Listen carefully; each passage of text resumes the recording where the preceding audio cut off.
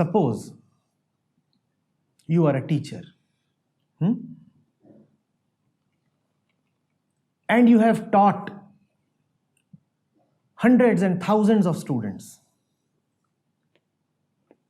And you are a good teacher. Just for the story's sake. Good teachers are rare. Now the students have really imbibed what they received from you. Really imbibed. Or you could say, the rubbish in the student's mind has been cleared off by your teachings. Either way.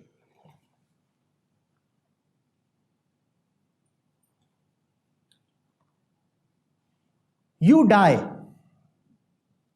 and one of your students gives birth. You die, and one of your students becomes a father or a mother.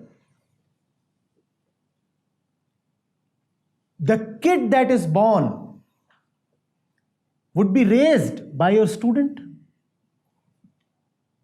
And because your student has been a good student and he has really imbibed your teachings, so those teachings would go to the kid. The kid would have the same pure quality of mind as you had.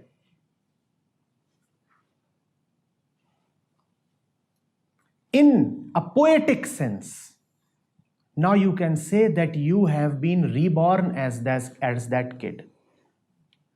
In a poetic sense, as a metaphor, now you can say that the teacher who died has been reborn as the student, as the son or daughter of the student.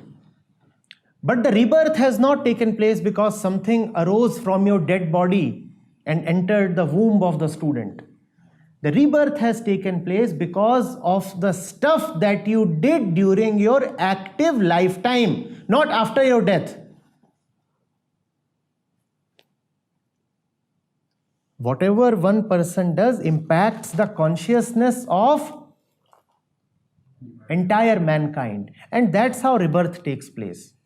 And therefore rebirth is taking place every moment.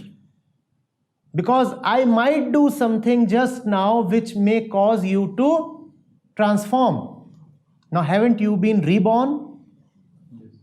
That's rebirth. And you have been reborn not because my soul entered you. You have been reborn because the truth was transmitted to you via me. The opposite is also possible. You might be otherwise an innocent person, but you acquire bad company. And the bad company overshadows all your innocence. Now you have been reborn because the innocent one has died. The innocent one has been died and someone else has been reborn. That's how it happens, through your actions. You see, subtle truths cannot be conveyed very subtly to everybody. And therefore they were figuratively communicated.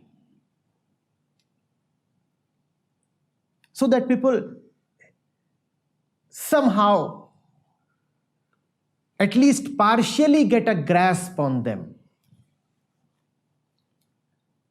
Therefore, you must not be too concerned with the literal meaning.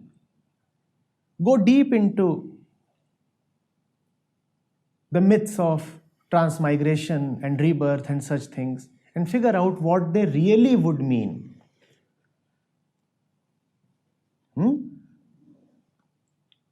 You know what? It is also possible that the kid that is born to the student